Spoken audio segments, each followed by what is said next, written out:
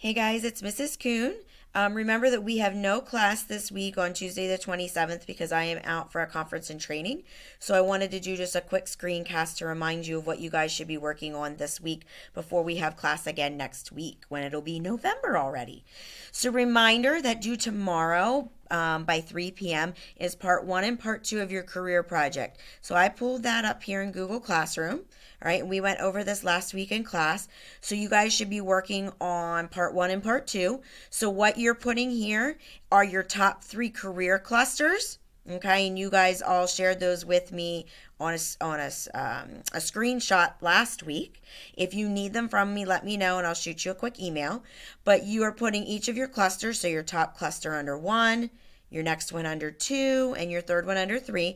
And then you are using this website, which is right here, to use the occupational groups right here, or if you need to, the A to Z index, all right, to find 2 to 3 jobs that would fall under each of your clusters. So just as a review, maybe your cluster one was architecture. So you can look up here, you can click on architecture. It's architecture and engineering. So you would look under and try to find the architecture job. So here's an architect, all right? And you might list that one under here if that was your career cluster one.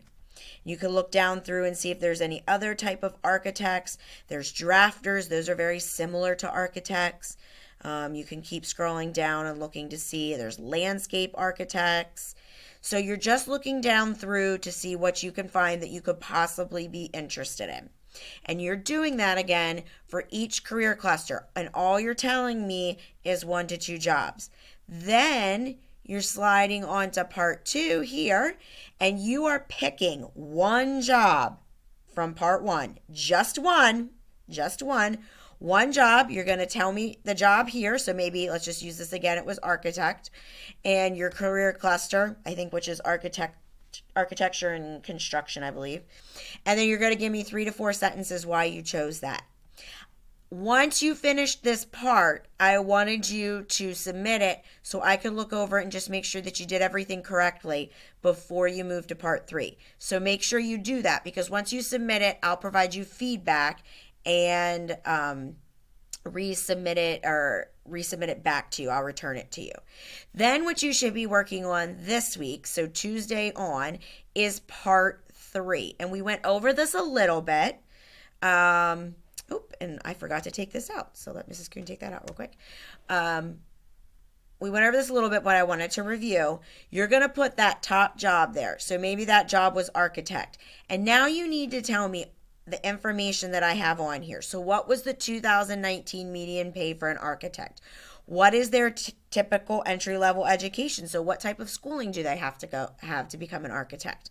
What's the on-job training? And remember, you are going to use this website again. So if you chose architect, remember we're using that as our example, and you click on it, it tells you all the information about an architect. All right, so remember, you can use the summary block right here, but I also want you to use the tabs across the top, because the summary just tells you a tiny little bit of information. All right, when you click on these tabs, it goes much more in depth. So if you want to learn how to become an architect, here's what talks about all the education that you have to have, and then the types of training and even tests you have to take to become an architect. And then there's certifications and registrations and licensing. There's lots of different things. So make sure that you, while you can look at the summary information, the quick stuff, make sure that you are also clicking across the top. Remember, it tells you a lot of information. It tells you about the pay, maybe what type of architect and where you might work, okay? So there's a lot of information on here for you to use. So you should be using this page and all these tabs across the top to fill out part 3. Each one of these bolded statements is one of these tabs, all right, or one of these facts right here in the summary. So it's really easy. You only use this website. You shouldn't have to go anywhere else, because I specifically pulled information from the Occupational Outlook Handbook. from this website. So don't use any other websites, all right? We want to use this website. So then you're just working on completing part 3, which is just this page for me. And hopefully we can all have that done by the time we go to class the following week, which I believe, let Mrs. Kuhn check her calendar, it will be November 3rd. All right. So I know we're not going to have class on Tuesday. I will be out Tuesday, Wednesday, and Thursday for a training. But if you have any questions, please email me. I may not be able to respond to you during the day, but I will be checking my email at night after my training, and then I can respond to you then. So please make sure that you guys are getting part 1 and part 2 done by tomorrow at 3 so I can check it real quick and give it back to you. All right. And then you can move on to part 3 to work on that the rest of the week. Again, if you have any questions or you need anything, please let me know. I will see you guys on November 3rd.